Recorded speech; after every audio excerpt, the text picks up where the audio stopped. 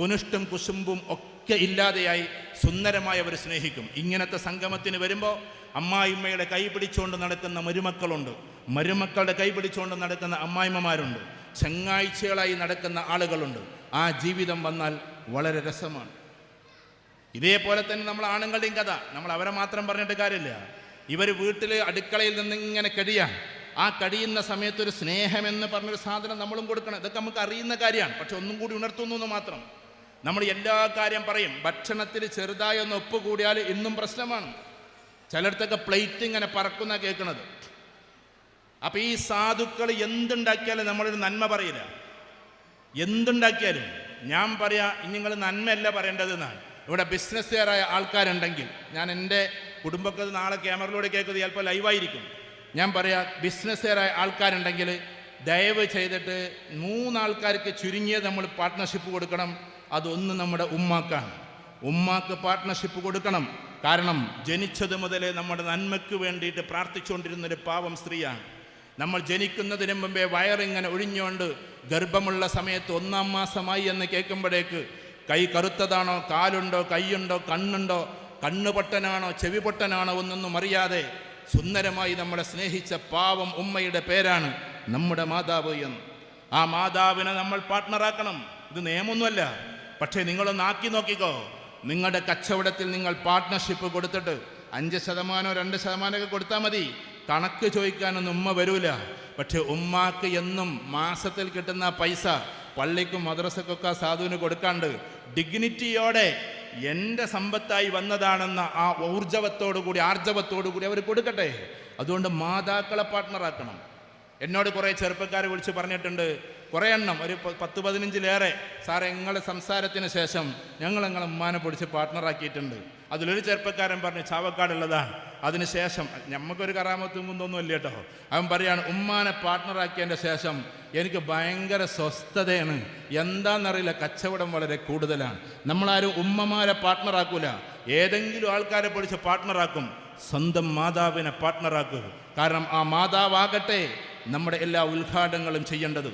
വീട് വെക്കുകയാണോ, അതിൻ്റെ ഉദ്ഘാടനം ഉമ്മ നിങ്ങൾ തങ്ങളെ വിളിച്ചോ, ഉസ്താദുമാരെ വിളിച്ചോ, അന്ന് എന്തൊക്കെയാണോ നിങ്ങൾ ചെയ്യുന്നതൊക്കെ ചെയ്തോ ഹലാലായ രീതിയിൽ. പക്ഷേ 4 മണിക്കത് തുറക്കേണ്ടത് നമ്മുടെ സ്വന്തം മാതാവായിരിക്കണം. അതിങ്ങനെ കണ്ണിൽ വെള്ളം നിറച്ചിട്ടൊരു തുറക്കലുണ്ട്. അത് അന്നത്തെ തുറക്കലല്ല, അത് 40 കൊല്ലത്തെ പ്രാർത്ഥനയുടെ തുറക്കലാണ്. ഇവിടെ കുറേ ആൾക്കാർക്ക് ഇപ്പോൾ ഉമ്മമാരുണ്ടാവില്ല. അവർ മനസ്സിലാക്കേണ്ട കാര്യം, നമ്മുടെ ഉമ്മ ഈ സംസാരിക്കുന്ന എനിക്ക് ഉമ്മ ജീവിച്ചിരിപ്പില്ല. അഥവാ ഉമ്മമാരില്ലെങ്കിൽ, ഉമ്മമാരുടെ ഏട്ടത്തി അനിയത്തിമാർ ജീവിച്ചിരിപ്പുണ്ടെങ്കിൽ, ഉമ്മയുടെ കൂട്ടുകാരികൾ, അന്നത്തെ ഉമ്മയുടെ കൂടെ ഉണ്ടായിരുന്ന കൂട്ടുകാരികൾ ജീവിച്ചിരിപ്പുണ്ടെങ്കിൽ അവരൊക്കെ ഇപ്പോൾ വയസ്സായിട്ടുണ്ടാവും.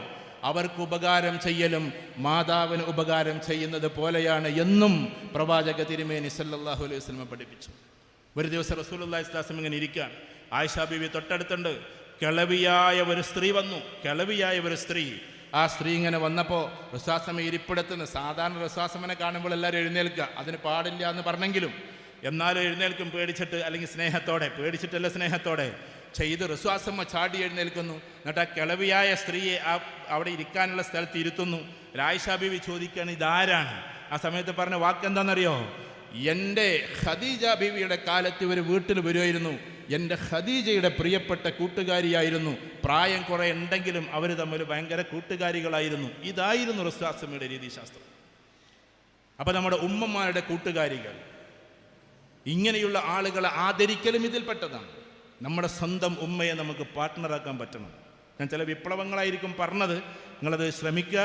ശ്രമിച്ചാൽ മാത്രം മതി, അല്ലാതെ വെറും ശ്രവിച്ചിട്ട് പോകരുത്, കേട്ടിട്ട് പോകരുത്. എന്തായാലും ഉമ്മയെ പാർട്ട്ണറാക്കാൻ ഞാൻ ഉറപ്പ് പറയുന്നു, നമ്മുടെ ബിസിനസ്സിൻ്റെ സാമ്രാജ്യം വലുതാവുന്ന നിങ്ങൾക്ക് കാണാൻ പറ്റും.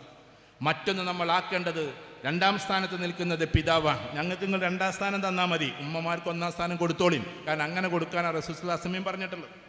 അപ്പം നമ്മെ സംബന്ധിച്ചിടത്തോളം 2ാം സ്ഥാനം പാപ്പാക്കാണ്. ശരിക്കും 4ാം സ്ഥാനമാണ്. 3 ഉമ്മയും പിന്നെ വാപ്പയും. പോട്ടെ, ഈ ബാപ്പമാരുണ്ടല്ലോ, ഈ ഇരിക്കുന്ന ആൾക്കാർ, ഇതിൽ കുറേ ആൾക്കാർ പണ്ട് ഗൾഫിൽ നിന്നൊക്കെ റിട്ടയർഡായി വന്നവരുണ്ടാവും. ഈ ഗൾഫിൽ നിന്ന് റിട്ടയർഡായി വന്ന ആൾക്കാരെ പിടിച്ച് പാർട്ട്ണറാക്കണം. അവർക്ക് ഹെൽപ്പുകൾ മാത്രം ചെയ്തു കൊടുത്താൽ പോരാ, അവർക്ക് സഹായങ്ങൾ മാത്രം കൊടുത്താൽ പോരാ. അവരെ പിടിച്ച് നമ്മുടെ ബിസിനസ്സിൽ പാർട്ട്ണറാക്കണം. എന്നിട്ടെന്താ ചെയ്യണ്ടേ?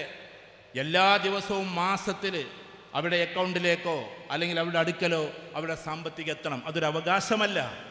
അവരതിൽ കയറി ഇടപെടില്ല. പക്ഷേ മകൻ്റെ ബിസിനസ്സിൽ പിതാവിനൊരു എന്ത് സാധാരണ ഓപ്പോസിറ്റാണ് സംഭവിക്കുക. വാപ്പായിട്ട് തുടങ്ങിയേച്ച് മോൻ അതിൽ കൊണ്ടുവന്ന് അവസാനം മോൻ കൈകാര്യം ചെയ്യാൻ തുടങ്ങുമ്പോൾ വാപ്പ സൈഡാകുന്നതാണ് നമ്മൾ സ്ഥിരമായിട്ട് കാണുന്നത്. ഇത് മകനായിട്ട് തുടങ്ങി വെച്ച കാര്യത്തിൽ വാപ്പമാർക്ക് നമ്മൾ പാർട്ട്ണർഷിപ്പ് കൊടുക്കണം. എന്നിട്ട് അങ്ങനെയാകട്ടെ. ഞാൻ ഇടയ്ക്ക് സൂചിപ്പിക്കാറുണ്ട്, കോഴിക്കോടിൻ്റെ അടുത്ത് തന്നെയല്ലേ നമ്മൾ നിൽക്കുന്നത്. ഒരു പയ്യൻ, എനിക്കറിയാവുന്ന പയ്യനാണ്, അവൻ പഠിക്കുന്ന കാലത്ത് എനിക്കറിയാം.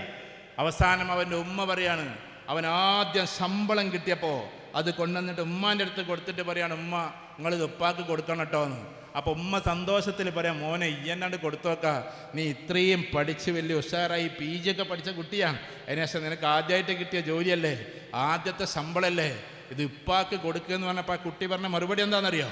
ആ കുട്ടി പറഞ്ഞ മറുപടി, ഉമ്മ ഞാൻ എന്നും ഉപ്പയുടെ കയ്യിൽ നിന്ന് പൈസ വാങ്ങിക്കുമ്പോൾ, മിഠായിക്ക് പൈസ വാങ്ങുമ്പോൾ, ഫീസിന് പൈസ വാങ്ങുമ്പോൾ, വസ്ത്രത്തിന് പൈസ വാങ്ങുമ്പോൾ എൻ്റെ ഉപ്പാൻ്റെ കൈ മുകളിലും എൻ്റെ കൈ താഴെയുമായിരുന്നു. ഇന്ന് ഞാൻ ശമ്പളം തിരിച്ചു കൊടുക്കുമ്പോൾ എൻ്റെ കൈ മുകളിലായി പോകും, എൻ്റെ ഉപ്പാൻ്റെ കൈ അടിയിലായി പോകും. അത് പറ്റൂല എന്നുള്ളതാണ്. That is dignity. ഒരു പിതാവിനെ ആദരിക്കൽ അങ്ങനെയാണ്. ഇങ്ങനെ തന്നെ ചെയ്യണമെന്നൊന്നുമില്ല, ഞാൻ സിംബോളിക്കായിട്ട് പറയാം. പിതാക്കന്മാർ എന്നും പിതാക്കന്മാരാണ്. കുടുംബ സംഗമം നടക്കുമ്പോൾ ആ പിതാക്കന്മാരുടെ ആദരം ഇനിയും നടക്കണം. ഞാൻ ഈ പുതിയ തലമുറയിലെ കുട്ടികളോട് ഞാൻ നിങ്ങളെ ഉപദേശിക്കല്ല, നിങ്ങളെനിക്ക് വലിയ ഇഷ്ടമാണ്.